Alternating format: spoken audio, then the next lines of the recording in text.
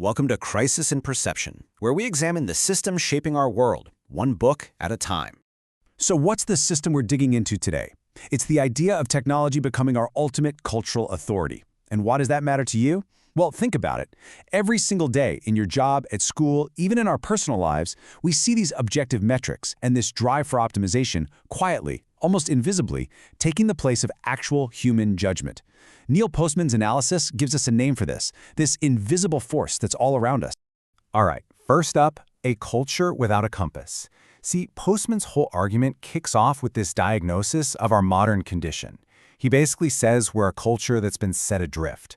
We've kind of lost our traditional moral foundations, and now we're desperately looking for a new compass to tell us which way to go.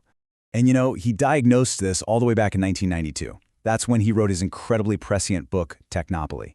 I mean, Postman wasn't some kind of prophet looking into a crystal ball. Nope, he was just a really sharp cultural critic, and he was observing the world that was just starting to emerge. A world that, let's be honest, is now completely our own. Okay, so I want to be super clear about something right up front. This is not an attack on technology. Not at all. Postman himself says, look, technology is a friend. It makes life, and I'm quoting him here, easier, cleaner, and longer. So this whole thing isn't about, smashing our phones and going to live in the woods. It's about really understanding our relationship to our tools.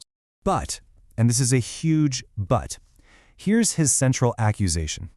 Postman argues that when our tools are allowed to grow completely unchecked, when we just stop questioning them, that's when they start to erode the very things that make us human. We're left without that moral compass to guide us. So, to really get what he's talking about, we have to define the key term he came up with for this whole situation. Let's talk about technopoly. He calls it technopoly. And what is that exactly? Well, it's a state of culture where society doesn't just use technology anymore. No, it's a culture that is fundamentally shaped by technology. It's when we start looking to our tech, not just for, say, more efficiency, but for our authorization, for our satisfaction. We even start taking our orders from it. We're looking to it for meaning, for purpose, for our very sense of direction. Now, Postman makes a really crucial distinction here. He says, look, there's a difference between a technocracy and a technopoly. In a technocracy, you could say the tools kind of attack the culture. They're competing with older belief systems like religion or tradition. But in a technopoly, the tools become the culture. It's a total shift.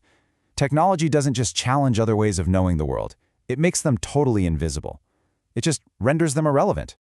So, the big question is, how does a culture even get to this point? Well, Postman argues that Technopoly quietly rewrites our reality.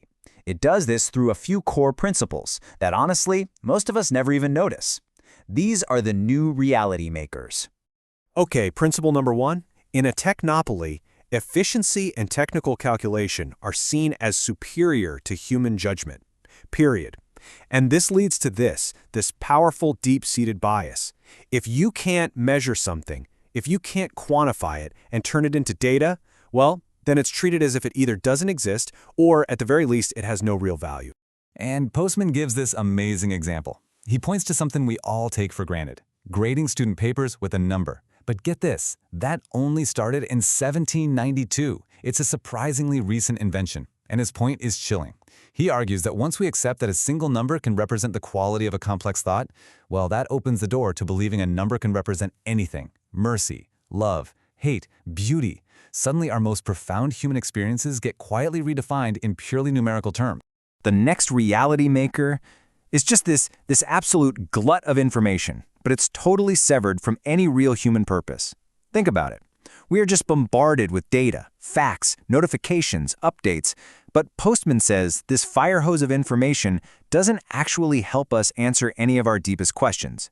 In fact, he argues it makes finding real meaning even harder, because none of it has any context. There's no why attached to it. And finally, as all those traditional sources of authority, like family or community, start to fade away, we see the rise of the expert.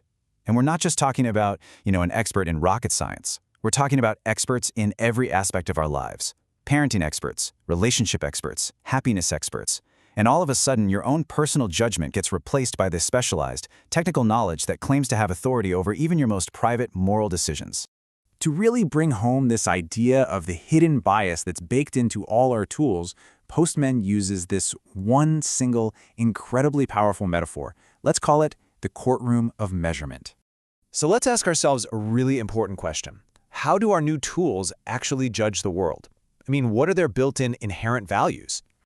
I want you to imagine a courtroom, okay? And in this courtroom, the highest ideals are at stake. We're talking about justice, wisdom, truth.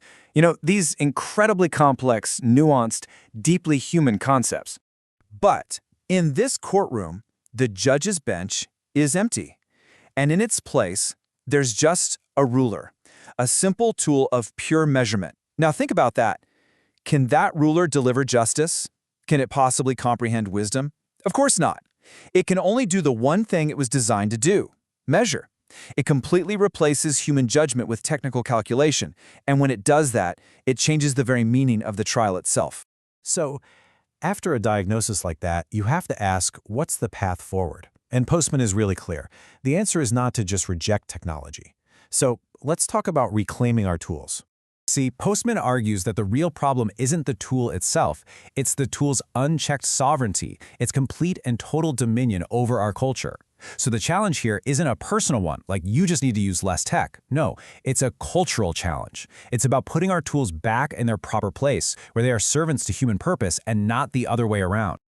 And so we're left with this final, absolutely essential question. It's a question that has echoed through time, from ancient myths all the way to our modern digital world.